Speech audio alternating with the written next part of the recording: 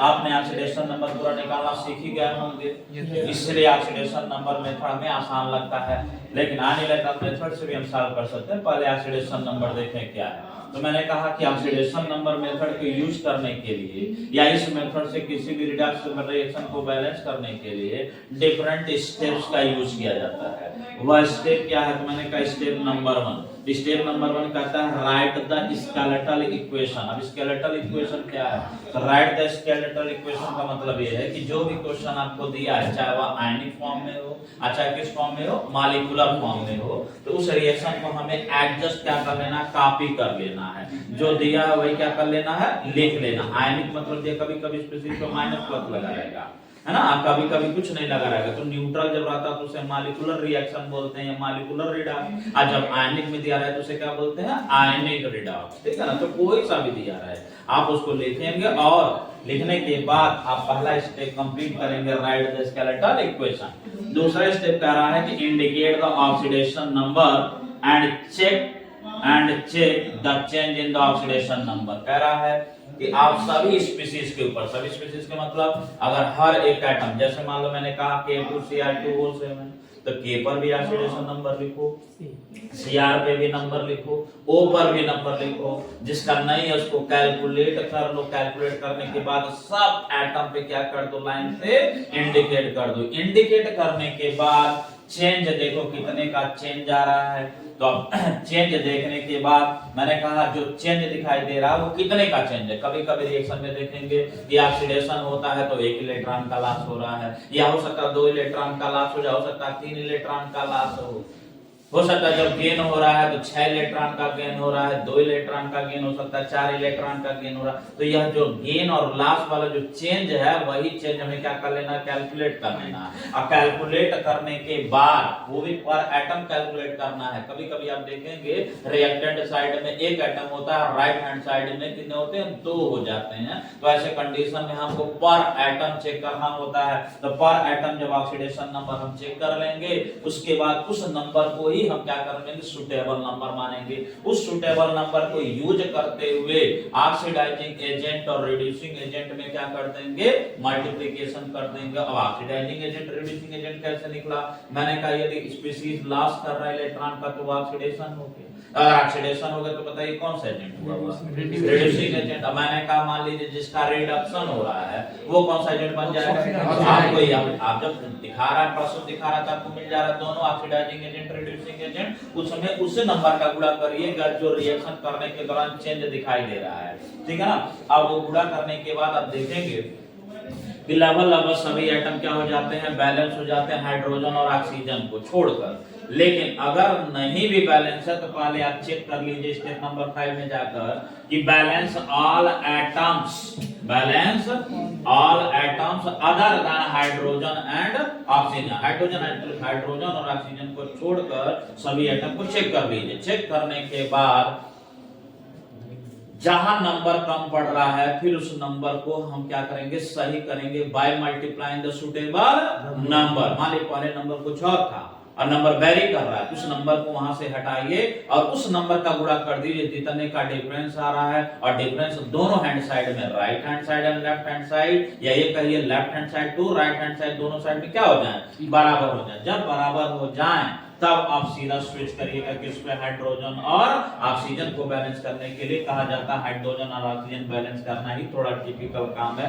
तो मैंने कहा अगर इन दोनों को बैलेंस करना है तो पहले किसको बैलेंस करेंगे, हाइड्रोजन करेंगे कि ऑक्सीजन करेंगे, ऑक्सीजन करेंगे। हाइड्रोजन और ऑक्सीजन में किसको बैलेंस करेंगे, पहले ऑक्सीजन को। ऑक्सीजन को बैलेंस करने के लिए बताइए क्या ऐड करेंगे, H2 ऐड करेंगे। अगर मान लीजिए रिएक्शन में कहीं ऑक्सीजन की कमी आ रही, मान लीजिए लेफ्ट हैंड साइड में 5 है और राइट हैंड साइड में 4 है, तो अब एक ऑक्सीजन को जोड़ने के लिए बताइए कितना H2 को जोड़ देंगे, एक H2 को जोड़ेंगे। एक ऑक्सीजन की कमी है तो एक H2 क्या कर देंगे, जोड़ देंगे। मान लीजिए 3 की कमी आ रही है तब कितना जोड़ेंगे, 3 की कमी आए, ऑक्सीजन अगर 3 है, 3 की कमी आ रही है तो 3 ले जाकर जोड़ेंगे, 4 कमी है तो 4 ले जाकर जोड़ देंगे। ठीक है ना।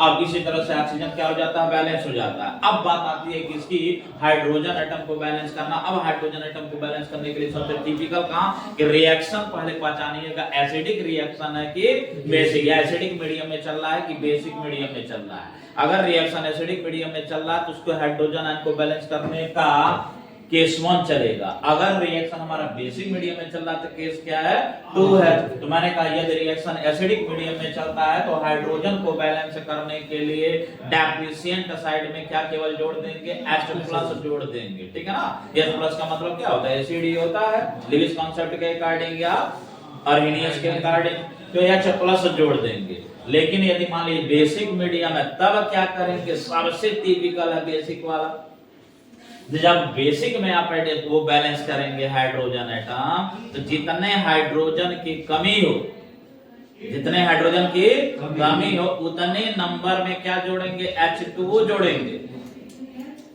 और उसी नंबर के बराबर दूसरे साइड में हाइड्रोक्साइड आयन जोड़ेंगे। यानी कि H को बैलेंस करने के लिए बेसिक मीडियम में क्या मेथड है कि पहले आप क्या जोड़ेंगे H2O, डायरेक्ट OH मत जोड़ दीजिएगा, डायरेक्ट OH जोड़ेंगे आप गलत हो जाएगा सब कुछ। पहले आप H2O जोड़ेंगे और जितने नंबर में आप H2O जोड़े हैं उतने नंबर में दूसरे साइड में क्या जोड़ दीजिएगा हाइड्रोक्साइड आयन। अगर आपको लगे कि कहीं डुप्लीकेसी है, जैसे H2O लेफ्ट हैंड साइड में भी आ रहा है राइट हैंड साइड में भी आ रहा है, तो दोनों को क्या करिएगा एक साइड में ले जाइएगा। मान लीजिए मैंने कहा राइट हैंड साइड में 5H2O दिखाई दे रहा है, लेफ्ट हैंड साइड में 2H2O, तो इस 2 को उठाइएगा और एरो को उधर ले जाइएगा, उधर ले जाएंगे तो साइन बदल जाएगा, तो 5 में से 3 क्या हो जाएगा घट जाएगा, घटने बाद कितना बच जाएगा 2 बच जाएगा। डुप्लीकेसी मत दिखाइएगा, किसी भी रिएक्शन में कोई भी स्पीशीज दिखाई देगा कितनी बार दिखाई देगा, एक बार दिखाई देगा। ऐसा नहीं है कि इधर भी H2O दिखाई दे और उधर भी H2O, अगर कहीं दिखाई देता है तो उस डुप्लीकेसी को खत्म कर लीजिएगा माइनस या प्लस करके। माइनस होता है क्योंकि हर रिएक्टर में क्या आता है प्लस प्लस, तो ले जाएंगे दूसरी साइड में क्या हो जाएगा माइनस, तो उसमें से क्या हो जाता है घट जाता है, ठीक है ना। तो ये सिंपल क्या हो गया आपका मेथड हो गया कि किसी भी रिएक्शन को हमें कैसे बैलेंस करना है, किसी क्या रिडॉक्स रिएक्शन को ऑक्सीडेशन नंबर से कैसे बैलेंस करना है, ये तो सिंपल मेथड हो जाता है, ठीक है ना। तो आइए जरा देखते हैं हम लोग एक रिएक्शन, एक एक्चुअल रिएक्शन दे रखा है, उस रिएक्शन को हम कैसे बैलेंस कर रहे हैं। तो मैंने कहा हमको क्वेश्चन दे रखा है Mg जो एक्वस मीडियम में है, Mg प्लस HNO3, HNO3 क्या है आपका नाइट्रिक एसिड, इसका मतलब रिएक्शन आपको पहले पहचान जाना किस मीडियम में चल रहा है एसिडिक मीडियम में चल रहा है। तो Mg प्लस HNO3 बदल जाता है MgNO3 whole twice plus N2O plus H2O। क्या बदला है क्या हुआ है कोई मतलब नहीं, जो दिया उसी क्वेश्चन को लेकर हम क्या कर जाएंगे आगे बढ़ जाएंगे। आगे कैसे बढ़ेंगे, मैंने कहा स्टेप नंबर 1 में बताइए क्या करेंगे अनु सर स्केलेटल इक्वेशन। हाँ राइट द स्केलेटल इक्वेशन। सबसे पहले हम स्केलेटल इक्वेशन क्या करेंगे लिखेंगे, जो क्वेश्चन दिया है वो क्वेश्चन पहले क्या कर लेंगे नोट कर लेंगे। दूसरे स्टेप में क्या करेंगे ऑक्सीडेशन नंबर चेक करेंगे, ऑक्सीडेशन नंबर चेक करेंगे। दूसरे स्टेप में क्या करेंगे इंडिकेट द ऑक्सीडेशन। चेक हम बाद में बढ़ जाइए, इंडिकेट हम बाद पहले इंडिकेट करेंगे उसके बाद ना चेक करेंगे।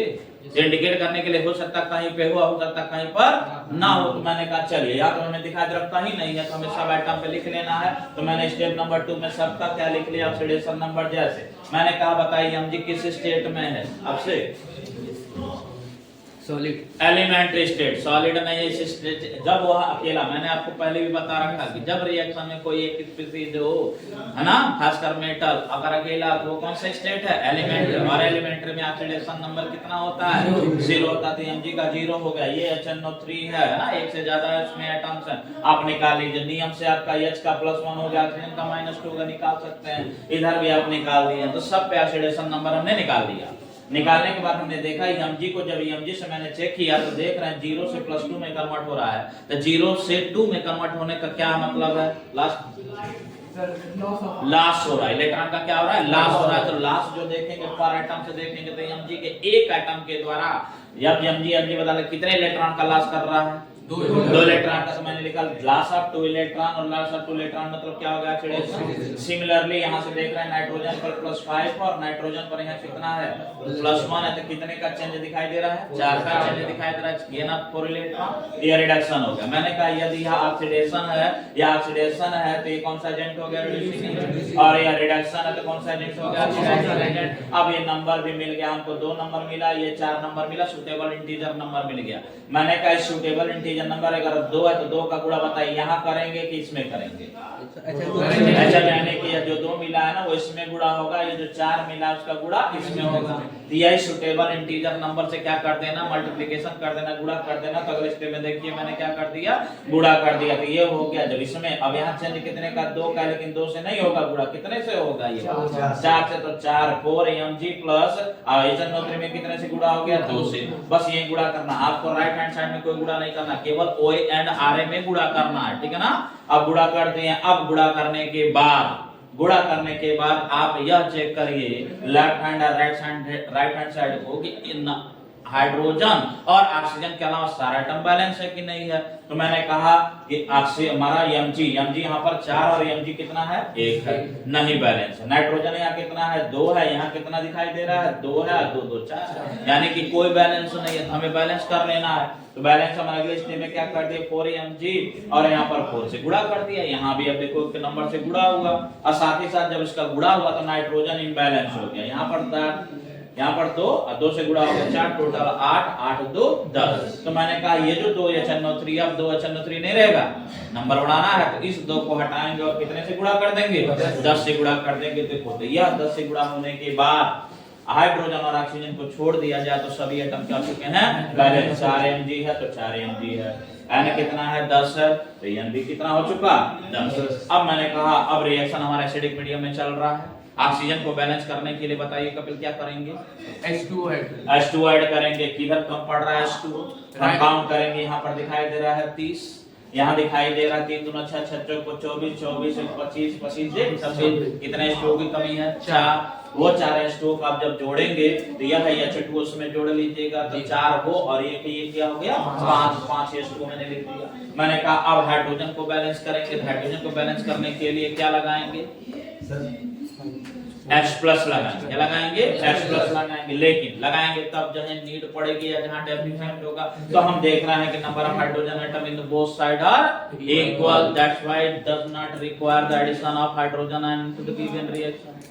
तो ऐस कंडीशन में हम एक बार और चेक कर लेते हैं कि सभी एटम बैलेंस है कि नहीं है। तो हम देख रहे हैं mg 4 है, mg 4 है, n हमारा 10 है, n हमारा 10 है, हाइड्रोजन भी 10 है और ऑक्सीजन हमारा 30 दिखाई दे रहा है। इसका मतलब रिएक्शन क्या हो चुका है, बैलेंस हो चुका है। तो बताओ कठिन है ये नहीं, अगर स्टेप बाय स्टेप आप करते जाएंगे तो रिएक्शन बैलेंस करने में टाइम नहीं लगेगा। लेकिन कहीं कहीं सब एक जैसे नहीं होते, कहीं कहीं ट्रिकी होते हैं, ट्रिक को ही पकड़ना होता है। खासकर पहले पकड़िए एसिडिक में चल रहा है कि बेसिक में चल रहा है, फिर हाइड्रोजन हमारा पकड़िए, फिर हाइड्रोक्साइड पकड़िए, अपने आप बैलेंस। प्रॉब्लम कहाँ क्रिएट करेगी आपको, डिस्प्रपोर्शनेशन रिएक्शन में। डिस्प्रपोर्शनेशन रिएक्शन कौन सा है, जिसमें एक ही स्पीशीज क्या हो जाता है, 2 मेटल ऑक्सीडेशन भी होता है उसी का और उसी का रिडक्शन। वैसे केस आते हैं तो मैं उसको लेटर एग्जांपल में एक्सप्लेन करेंगे, ठीक है ना।